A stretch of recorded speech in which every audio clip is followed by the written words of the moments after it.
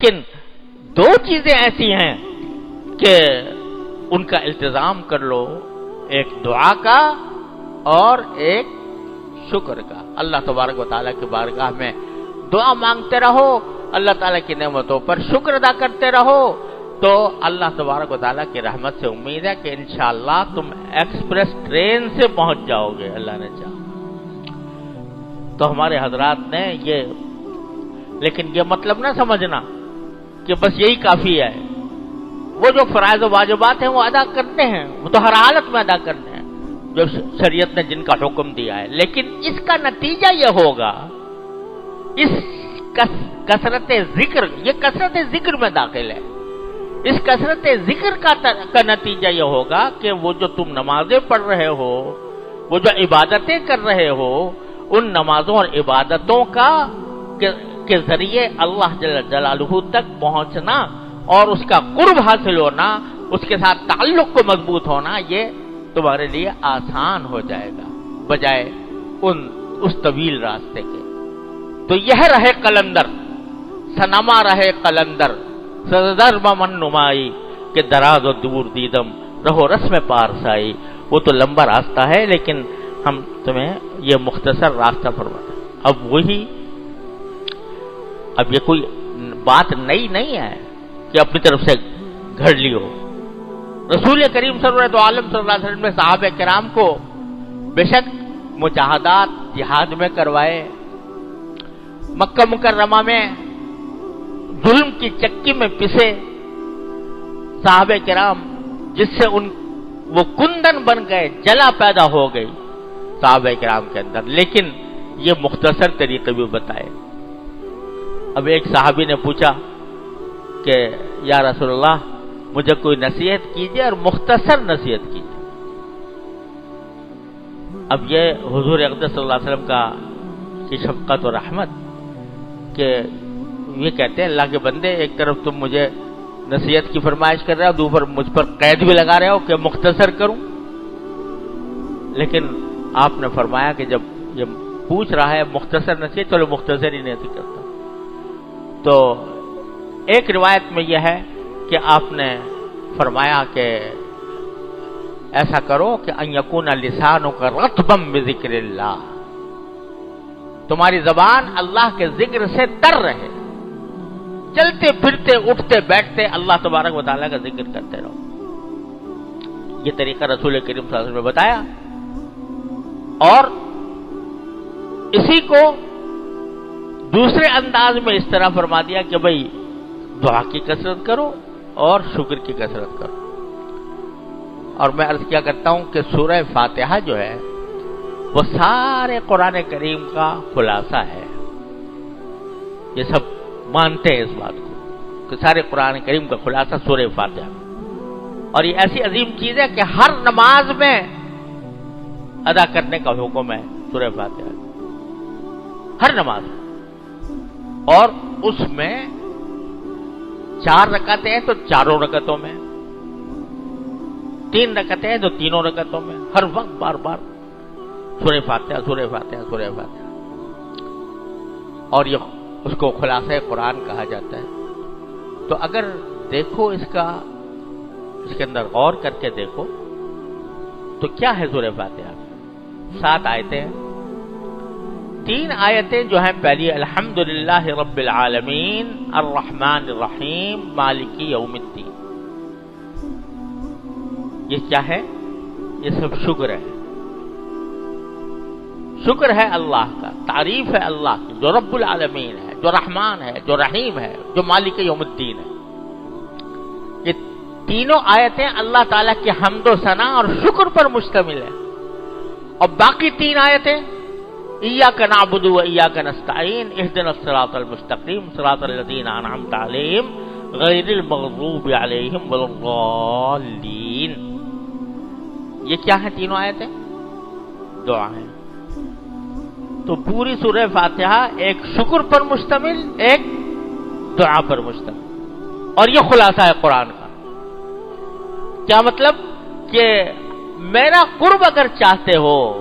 میرے ساتھ تعلق مضبوط کرنا چاہتے ہو تو یہ 2 کام کرو، ایک تو میری मेरा शुक्र अदा करते रहो, शुक्र अदा करते रहो, और एक मुझसे मांगते रहो, मुझसे दुआ करते रहो। तो सूरह फातिहा में अल्लाह तबारक व तआला ने इसकी तरफ इशारा फरमा दिया है। तो अल्लाह तबारक व तआला मुझे आपको तौफीक अता फरमाए। तो हो जाता है ये मैं आपसे अर्ज करता हूं कि जब आदमी मश्क करता है, बार बार इसकी कोशिश करता है और बार बार ये बात उसके कान में पड़ती जाती है, तो ये हालत आ जाती है कि कोई वक्त ऐसा नहीं होता जिसमें बंदा कुछ न कुछ मांग ना रहा हो या अल्लाह ताला का शुक्र ना अदा कर रहा हो। बज़ाहिर देखने में अपना काम कर रहा है, मुताला कर रहा है, कोई मजदूरी कर रहा है, कोई तिजारत कर रहा है, दुकान पे बैठा है, लेकिन वो इन दो चीजों से खाली नहीं। वो दिल में अल्लाह ताला से लौ लगाए हुए हैं, या अल्लाह मैं दुकान पे बैठा हूं, या अल्लाह इसमें मुझे अच्छा गाहक दे दी, भिजवा दीजिए, या अल्लाह मैं ये काम कर रहा हूं, इस काम को आप ऐसे तकमील फरमा दें। जबान से कहे या ना कहे, दिल में कहता रहे, और अल्लाह आपने मुझे ये जगह दी है, अच्छी जगह दी है, बैठने की जगह है, इसमें आराम है, ए अल्लाह आपका शुक्र है, ए अल्लाह आपका शुक्र है। तो मश्क करने से होता है कि है तो कहने को बहुत मामूली बात, लेकिन अमल करके देखो और मश्क करके देखो कि चलते फिरते उठते बैठते जिस हालत में भी हो, अल्लाह जल्ल जलालहू से मांगते रहो, उसका शुक्र अदा करते रहो, उससे मांगते रहो, उसका शुक्र अदा करते रहो। तो क्या होगा कि फिर वो कैफियत हो जाती है, जैसे मेरे वालिद माजिद रहमतुल्लाह अलैह का शेर है। मेरे वालिद माजिद हजरत मौलाना मुफ्ती मोहम्मद शफी साहब रहमतुल्लाह अलैह, बानी दारुल उलूम, हम सब के सर के ताज, क्या अजीब शेर फरमाया, तेरा ख्याल है, तेरा जमाल है, तू है। तेरा ख्याल है, तेरा जमाल है, तू है, मुझे ये फुर्सत काविश कहां कि क्या हूं मैं। तेरा जमाल है, तेरा ख्याल है, तू है, मुझे ये फुर्सत काविश कहां कि क्या हूं मैं। तो जब बंदा दुआ कर करके अल्लाह का मंगता बनकर, मांगने वाला बनकर, भिख मंगा बनकर अल्लाह ताला से मांगता रहे और उसकी नेमतों पर शुक्र अदा करता रहे, तो फिर ये हो जाता है कि तेरा जमाल है, तेरा ख्याल है, तू है, मुझे ये फुर्सत काविश कहां कि क्या हूं मैं। अल्लाह ताला अपनी रहमत से इसका कोई हिस्सा हमें अता फरमाते हैं अपनी रहमत से। और देखो, इंसान जो है वो इसका मुकल्लफ है कि वो कोशिश करता है, कोशिश का दामन न छोड़े। अब ये सोचो, ये बार मैं अर्ज करता रहता हूँ, ये दोनों काम के बारे में अर्ज करता रहता हूँ। बदौक़ात ख्याल होता है कि भाई हमने करना शुरू किया था, फिर जहन से ओझल हो गया, फिर करना शुरू किया, फिर जहन से निकल गया, फिर करना शुरू किया, फिर जहन से निकल गया। अरे होने दो, लेकिन कोशिश न छोड़ो, कोशिश में लगे रहो, छोड़ो नहीं। कभी ऐसा होगा कि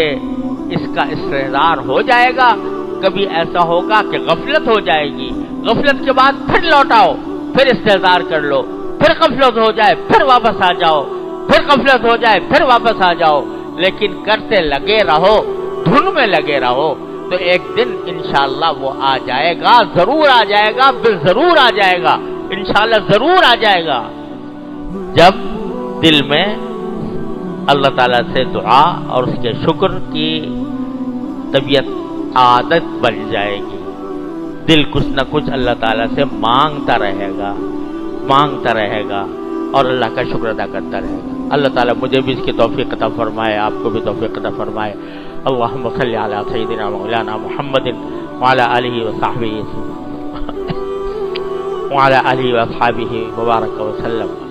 तस्लीमन कसीरा। या अल्लाह, या रहमान, या रहीम, या करीम, अपने फضل व करम, अपनी रहमत से हमारे तमाम गुनाहों को माफ फरमा। या अल्लाह, हमारे अमाल व अखलाक की इस्लाह फरमा। ऐ अल्लाह, हमें सीधे रास्ते पर चलने की तौफीक अता फरमा। یا اللہ اپنے ساتھ مضبوط تعلق عطا فرما، یا اللہ اپنے ذکر و فکر سے ہمارے قلب کو آباد فرما دے، یا اللہ ہمارے دل کو اپنے ذکر و فکر سے آباد فرما۔ اے اللہ اپنی رحمت سے، اپنے فضل و کرم سے ہمیں تمام اپنے فرائض و واجبات ادا کرنے کی توفیق عطا فرما، یا اللہ اپنی رحمت سے ہمیں دین کی صحیح سمجھ عطا فرما، اس پر عمل کی توفیق عطا فرما، اس پر استقامت عطا فرما، یا اللہ اتباع سنت کی توفیق کامل اور راسخ عطا فرما، یا اللہ ہر طرح کے شر سے، فتنے سے، معصیتوں سے، منکرات سے ہمارے گھر والوں کی حفاظت فرما، یا اللہ یا رحمان یا رحیم یا غنی یا کریم،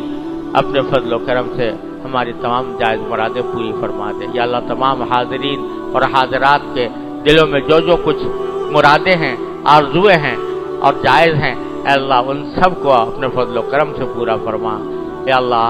کسی بھی نعمت سے محروم نہ فرما، اپنے فضل و کرم کے دائرے میں ہمیں شامل فرما لے، یا اللہ ہر طرح کے شر سے حفاظت فرما، بیماروں کو شفائے کامل و عاجل عطا فرما، مقروضوں کے قرض ادا فرما دے، یا اللہ جو تنگ دست ہیں ان کے تنگ دستے کو دور فرما،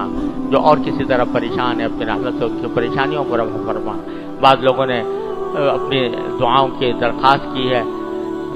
تحریر طور پر یا زبانی طور پر، اے اللہ آپ ان سب کی مرادوں سے واقف ہیں، اپنی رحمت سے ان سب کی دلی مرادوں کو پورا فرما۔ اللہم انا نسألک من خیر ما سألک منہ عبدک و نبیک سیدنا محمد صلی اللہ علیہ وسلم، ونعوذ بک من شر ما استعاذک منہ عبدک و نبیک سیدنا محمد صلی اللہ علیہ وسلم۔ ربنا تقبل منا انک انت السمیع العلیم وتب علینا انک انت التواب الرحیم، وصلی اللہ تعالی علی خیر خلقہ سیدنا مولانا محمد وعلی آلہ واصحابہ اجمعین، آمین برحمتک یا